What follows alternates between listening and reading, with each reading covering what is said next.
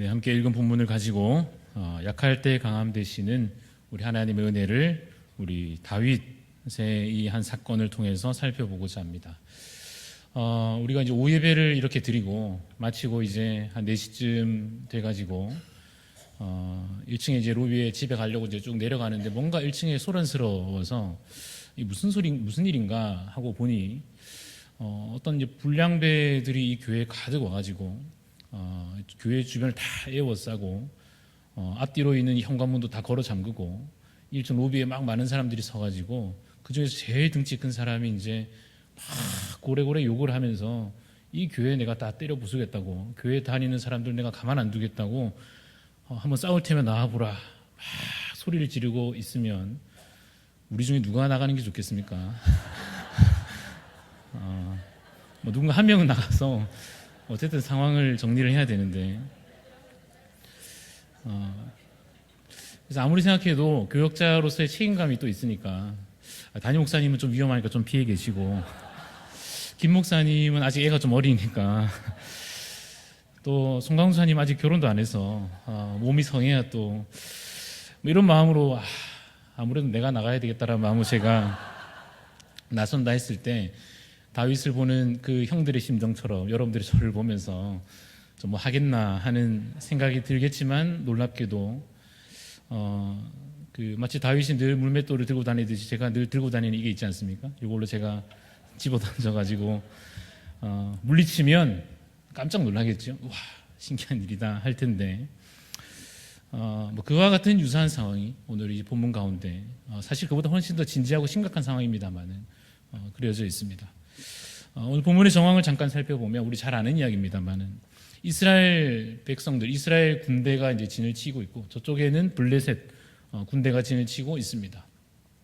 이 시간이 하루 만에 이루어진 일이 아니고 첫날에 아마도 이제 싸우려고 하는데, 그 당시 전쟁의 아주 중요한 전략 중 하나로서 이제 가장 강한 이제 장군이 1대1로 나와가지고 싸워서 그 승패의 결과를 따라서 이 전쟁의 기세가 이제 한쪽으로 기울어지는 그런 것이 당시의 전략이었을 것인데, 이스라엘 사람들이 보니까 저쪽에서 누가 나오냐면 이제 골리앗이 나온단 말이에요. 키도 엄청 크고 저희가 어려서부터 많이 듣고 보고 했던 대로 하여튼 우락부락한 아주 큰 하여튼 덤빌 수 없는 그런 거인이 나와 있는 상황에 이스라엘 백성 중에 아무도 그를 대항할 자가 없어가지고 한 40여 일을 계속 어찌할 바를 모른 채 40일이나 기다렸다, 이 말은 진짜 나갈 사람이 없던 모양이다, 그죠? 얼마나 의논을 하고 고민도 해보고 주여 나입니까 하면서 그랬겠지 않겠습니까? 그러나 아무도 자신 있게 나가지 못한 채로 시간은 그렇게 흘러가고 있었습니다.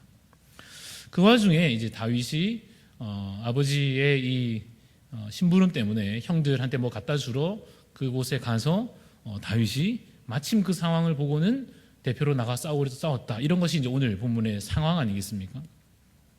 이 다윗이 누구인가? 우리가 지난번에 이제 모세의 간단한 그의 일생을 좀 요약해 보았듯이 다윗은 어떤 사람이었는가를 우리가 뭐 다 살펴보지 않더라도 사실 다윗이 아직 나이가 많지도 않기 때문에 그의 지난 날들을 되돌아보자면 한마디로 요약하면 이렇게 할 수 있을 것 같습니다. 집에서도 인정받지 못하는 막내 아들 정도의 상황이었던 것 같습니다. 이 인정받지 못하다는 것은 뭐 다른 건 아니고, 뭐 예를 들어 그 앞장에 오늘 읽은 우리 17장 읽었는데 그 앞장 16장에서는 선지자 사무엘이 와서 이 집의 아들 중에 왕이 될 자가 있다 해서 이제 기름 부으러 왔단 말이죠. 그래서 아들이 아버지가 우리 아들 중에 그런 인물이 있었나 하면서 첫째부터 이렇게 줄을 세웠는데, 다윗은 어디 있었다고요?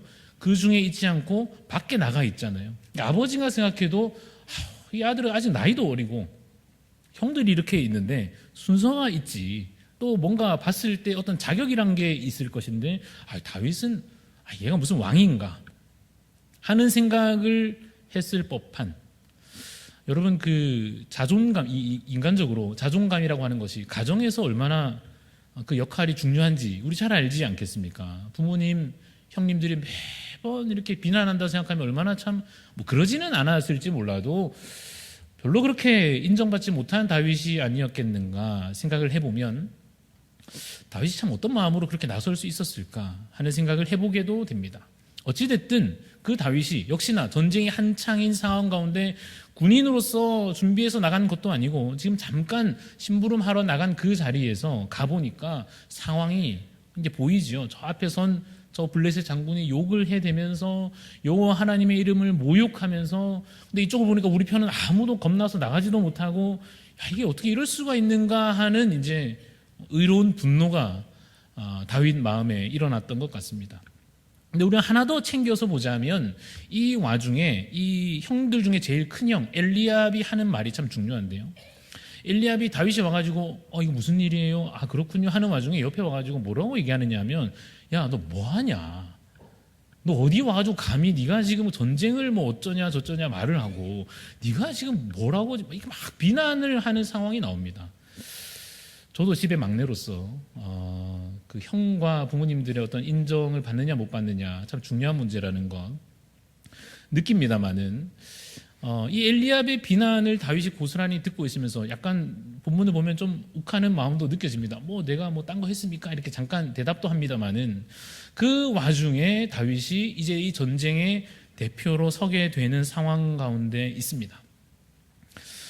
이 상황을 우리가 보건대 용기가 필요해 보입니다. 첫째로는 그 비난들을 아무도 자신을 인정해주지 않고 아무도 나를 기대하지 않는 상황 가운데, 아까 제가 얘기한 대로 제가 나간다 했을 때 여러분들이 저를 바라보는 시선과 같이 안 될 것 같은데, 이런 마음을 그 모두가 바라보고 있는 상황 가운데에서 이 비난과 그러한 시선들을 이겨내는 용기가 필요했을 것 같고, 그거 이겨낸다고 해서 해결되는 것이 아니고 더 중요한 것은 그야말로 저 앞에 있는 큰 대적 아니겠습니까? 저 골리앗을 맞서는, 저 큰 대적을 맞서는 용기가 필요해 보이는데, 하지만 그럼에도 불구하고 진짜 필요한 것은 용기가 아니라 이것이다. 이것이 무엇일까요? 믿음이죠. 다윗에게 지금 필요한 것은, 이 싸움 가운데 앞서 나가는 데 있어서 필요한 것은 물론 용기가 필요해 보이지만 용기로 되는 것은 아니고 믿음이 필요하다 하는 것입니다. 어떤 믿음이냐? 짧게 요약하면 본문에도 나옵니다만 전쟁은 하나님께 속한 것이다. 뭐라고요? 전쟁은 하나님께 속한 것이다. 여기서 중요한 건 전쟁이 아니고 하나님께 속했다라고 하는 이 부분입니다. 전쟁이 하나님께 속하였습니다를 다윗이 그 대적 앞에서 담대히 선포해내는데, 이 고백은 무슨 고백인가 하면 우리 여호와 하나님이 창조주이십니다. 우리 여호와 하나님이 이 세상 모든 것의 주관자 되십니다. 이것을 깔고 있는 것입니다. 그냥 하나님께서 제일 강하십니다 이 정도가 아니라 우리 여호와 하나님은 이 모든 만물을 창조하신 자이시요, 이 모든 것을 여전히 붙들고 계시는 하나님이 이 모든 것의 주관자이십니다 라는 것을 다윗이 믿고, 그 믿음으로 이 전쟁도, 그래서 이 싸움도 하나님께 속한 것입니다 라고 선언하고 있는 것입니다. 사랑하는 성도 여러분, 이 믿음의 고백이 우리에게 필요할 줄로 믿습니다. 건강은 하나님께 속한 것이다 라고 고백하는 것과 그렇지 않은 것은 다른 문제가 될 것입니다. 제가 세 가지 정도의 삶의 태도를 한번 얘기해 보겠습니다. 첫 번째, 이 삶으로 만나는 여러 가지 문제들을 사람에게 달린 문제로 생각하는 사람이 있을 겁니다. 내가 잘하면 잘 되고 내가 못하면 안 되고, 그게 첫 번째고, 두 번째는 우연에 기대는 방식이죠. 내가 뭐 한다고 되는 건 아닌데 대체 이게 어떻게 해서 되는 건지 내가 잘 모르겠는데 하여튼 결과를 봐야 안다 하는 식의 이 생활 태도가 있을 것이고, 세 번째는 하나님의 뜻에 따르는, 하나님께 맡겨져 있다 라고 이 세 가지 정도의 세계관이 있을 겁니다. 여러분 한번 여쭤보겠습니다. 건강이라고 하는 것은 1, 2, 3번 중에 어디에 해당하는 것 같습니까? 건강이라고 하는 것은 사람에게 달린 문제입니까? 아니면 사람이 어찌할 수 없고 우연에 기댈 수밖에 없는 문제입니까? 아니면 하나님의 뜻에 맡겨지는 문제입니까? 라고 했을 때 1번도 뭔가 공감이 되고 2번도 좀 이제는 좀 이해가 되고 3번이 그래도 제일 정답 같은데 하는 생각을 우리가 하게 되죠. 그런데 어디에 우리의 믿음을 정말로 두느냐, 우리의 고백을 두느냐 하는 것은 정말 다른 문제가 될 것입니다. 흔한 얘기를 또 하나 하자면 먹고 사는 문제겠죠. 먹고 사는 문제는 하나님께 속한 것인가? 아니면 1번인가? 사람에게 속한 건가? 아니면 우연의 문제인가? 내 자녀의 앞길은 어떤가에 있어서 여전히 한때는 이것을 내게 달린 문제처럼 내가 막 고생도 해보고 고민도 해보고 알아도 보고 돈도 투자해보고 막 열심히 해서 해봤는데 잘 안 되고 보니 내가 이제 와서 생각해 보니 참 자녀의 앞길 문제는 사람이 어찌해서 되는 문제는 아니고 우연에 맡겨지는 문제, 그거 어찌 돼봐야 하는 문제지 뭐 사람이 한다고 되는 건 아니야. 거기까지 멈출 것인가, 믿음으로 나아갈 것인가 하는 것입니다. 여러분, 여기에 세워져 있는 이 대한교회, 건물 말고 이곳에 함께하고 있는 이 대한교회라고 하는 성도들과 이것이 다음 세대로 이어져 가는 이 그야말로 대한교회 공동체에 관하여 이 교회의 미래는 어디에 속한 것입니까? 사람에게 대한 것입니까? 아니면 그때 가봐야 아는 것입니까? 아니면 하나님의 손에 달린 것입니까? 여러분들이 그에 대해서 어떠한 태도를 가지느냐에 따라서, 어떠한 믿음을 가지느냐에 따라서 그것이 행동으로, 말로 나오게 될 것입니다. 하나만 더 하면 이 나라의 민족은 어떻습니까? 나라 걱정을 많이 하십니까? 내 걱정도 바쁜데 하면서도 여러 가지 정치 얘기 듣고 경제 상황 듣고 이런저런 외교 상황 듣고 어디서는 전쟁이 난다던데 이런 이야기를 들을 때 이 나라, 이 민족을 잠시 걱정하면서 이것이 사람에게 달린 것인지, 우연에 기대는 문제인지, 하나님 손에 달린 것인지를 분명하게 구별하여 분별할 수 있어야 할 것입니다. 다윗은 알았습니다. 이 전쟁은, 이 싸움은 하나님께 속한 것이다. 여러분, 이 고백을, 믿음의 고백을 하기까지 두려움을 이겨내야 할 것입니다. 우리의 마음에 두려움이 있습니다. 우리가 골리앗 하면은 저 멀리 있지만, 아까 제가 처음 얘기할 때 여러분 중에 긴장하는 분들이 좀 계시던데 실제 상황인가 하여 오늘 무사히 다 집에 갈 줄로 믿습니다. 그런 핍박은 지금은 없고 그런 전쟁은 지금 없지만, 그런 싸움들을 생각할 때 우리 마음에 두려움이 생긴다 하면 그 두려움을 이겨내야 하지 않겠습니까? 그 두려움이라고 하는 것이 어디에서부터 오는지 잠시 진단을 해보니까 이것이 무지함에서 오는구나 라고 알게 됐습니다. 내 마음에 불안과 두려움이 일어나는 것은 여러 요인이 있겠습니다만 내 무지함에서부터 오는 것이구나, 뭘 몰라서 그러는 것이구나. 뭘 모르느냐 하면 하나님에 대해서 잘 모르는 거죠. 하나님이 어떠한 분이시며 실제로 하나님께서 어떻게 역사하실지를 모르니까 불안하고 두려운 것입니다. 그래서 이스라엘 백성들이 다 지금 뒤로 물러나 있는 것입니다. 사울 왕으로부터 그 잘난 형들과 그 모든 군인들이 다 두려워 뒤로 물러나 있는 것입니다. 현실 파악을 아무리 잘해도 하나님을 아는 것이 더 중요할 것입니다. 정탐꾼들을 보내고 돌아와서 가나안 땅이 이렇습니다 했을 때 마찬가지, 그들이 다 같이 두려워했습니다. 왜 그런가 하면 현실 파악은 충분히 했지만 하나님을 잘 모르는 거죠. 하나님의 능력과 그가 어떻게 일하실지를 모르니까 불안하고 두려워서 뒤로 물러서려 하는 것입니다. 저희 집에 막내가 있는데 제가 이제 아이를 재미삼아 시작했다가 운동 삼아 집에 이제 그 문에 이렇게 철봉 설치할 수 있잖아요. 저희 집에도 있는데 아이를 이렇게 매달아서 철봉을 이제 연습을 제가 안아서, 매달아 놓는 것은 아니고 제가 안아서 이렇게 철봉을 이제 매일처럼 이제 하는데요. 궁금해 제가 이제 높이를 재보니까 그 철봉의 높이가 한 190 정도 되는 것 같습니다. 제 키보다 조금 이제 큰데 이 190 정도 되는 이 철봉에다가 아이는 키가 한 1m 정도 되는 것 같고 이게 손 뻗으면 한 120 정도 되는 아이를 이렇게 매달리게 해서 제가 이제 잡고 있거든요. 그럼 아이가 어떻게 반응하느냐 하면 막 무서워한단 말이에요. 막 위험하다고 느낀단 말이죠. 여러분, 이 상황이 위험한 상황입니까? 괜찮은 상황입니까? 제가 누구냐에 따라서 제가 어떤 사람인가에 따라서 다를 것인데, 이 아이가 생각할 때는 지금 굉장히 두려운 상황, 이제 많이 익숙해지기도 했지만 여전히도 매우 두려운 상황입니다. 아이가 정확하게 현실을 인식하고 있는 것 같아요. 내가 여기서 떨어지면 다리가 다치겠구나, 이걸 본능적으로 아이가 느끼는 것 같습니다. 근데 뭘 모르느냐 하면 아빠가 얼마나 힘이 센지, 아빠가 진짜 꼭 잡아줄지 아니면 장난친다고 놓아버릴지 이걸 잘 모르니까 아빠를 믿지 못해서, 평소 하는 걸 봤을 때 아빠가 장난치고 이런 거 하는 거 봤을 때 확실히 믿을 수는 없다 라고 생각해서 그런지 몰라도 제가 잠깐만 힘을 빼도 잡아줄 건데 말이죠. 아시죠? 잡아줄 건데 잠깐만 힘을 빼도 애가 굉장히 불안해하면서 안 돼, 잡아줘, 이렇게 한단 말이죠. 두려움을 이기는 방식이 무엇인가? 어떻게 하면 우리가 우리의 현실의 이 전쟁과 상황 속에서 두려움을 이길 수 있겠는가? 아는 것입니다.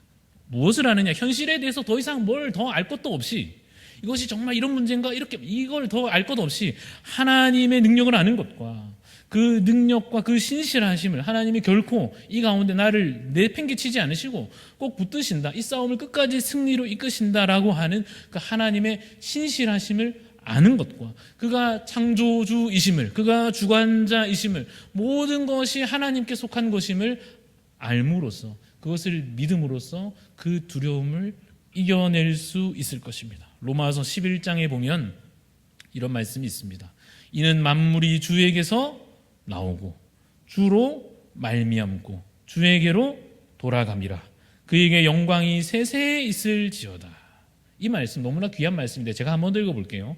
이는 만물이 주에게서 나오고 주로 말미암고 주에게로 돌아감이라. 이 말씀은 어떤 뜻인가 하면 모든 것이 만물이 했으니까 이 보이는 것들뿐만 아니라 일어나는 모든 상황과 일들과 사건과 앞으로의 역사와 우리가 생각하는 그 모든 것 다 포함해서 그 모든 것이 하나님께로부터 나왔다는 거죠. 제가 아이를 들어서 거기에 매달아 놓고 있듯이 하나님께서 우리를 어떠한 상황 가운데 두기도 하시는 것입니다. 이 모든 상황 갑자기 일어난 일도 아니요, 어떤 사람의 악함 때문도 아니요, 무슨 우연에 기대어진 일도 아니요, 이것이 하나님의 뜻에서 시작된 것을 우리가 믿어야 할 것입니다. 그리고는 하나님께서 이 과정 가운데 역사하고 계심을 믿고 이 모든 것이 주에게로 돌아감이라. 하나님께서 모든 것을 다 마무리하실 것이다. 제가 아이를 탁 내려놓지 알아서 해라 하지 않을 것과 같이 하나님께서 이 모든 만물의 마지막까지를 꼭 붙들고 계실 줄로 믿으시기를 간절히 소원합니다.